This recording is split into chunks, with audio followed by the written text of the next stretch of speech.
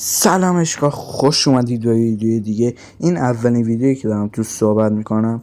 تو این ویدیو اومدم اتچمنت 5 تا از برترین گانهای بتل رویال واسهتون بذارم. به تخمم. یعنی HS، KRM، BY 117 و DL. پس بدون هیچ معطلی بزن بریم.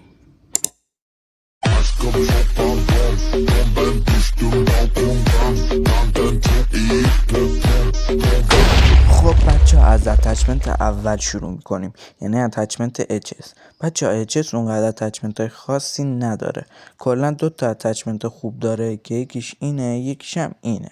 من خودم از این استفاده میکنم چون این سبکتر، موونت بهتری هم داره، دمیجاشون هم اونقدر فرقی با هم نمیکنه، پس بهتر اینو بچینید.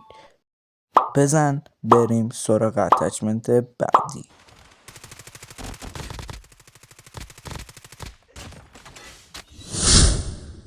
خب بچه ها، اتچمنت بعدی که میخوام واسهتون بذارم اتچمنت KRMه. بچه ها این اتچمنت KRM واسه نمایش پلی دادن خوبه و درصد وانشاتیش از بقیه اتچمنت بیشتره و رنجی هم که میتونین باهاش وانشات کنین خیلی از اتچمنت دیگه بیشتره. اینم اتچمنتش.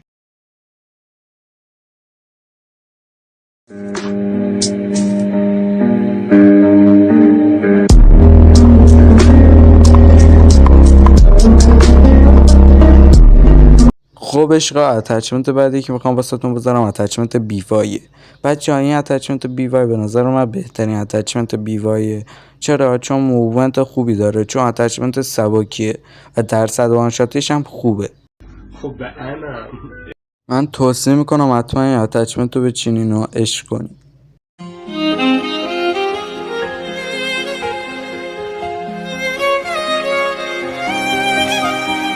خب عشق، اتچمنت بعدی اتچمنت 117 است. بچه اگر رایفل پلیرین حتما این اتچمنت رو بچینین، خیلی اتچمنت خوبیه و بچه این اتچمنت واسه 117 معمولیه. اگر واسه 117 میتی که رایگان هم میخواین حتما تو کامنت بهم بگین تا واسه تون بذارم.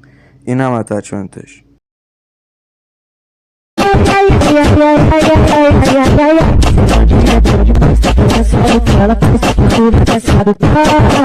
خب عشق، اتچمنت بعدی و اتچمنت آخر اتچمنت DL. بچه این اتچمنت DL واسه نمایشی پلی دادن خوبه و دمیج بالایی هم داره. حتما توصیه میکنم این اتچمنت رو بچینین و عشقشو ببرین. این هم اتچمنتش. خب عشقا، به آخر ویدیو رسیدیم.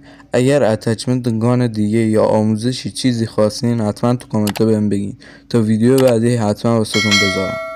لایک و ساب یادتون نره. تا ویدیو بعدی، فعلا.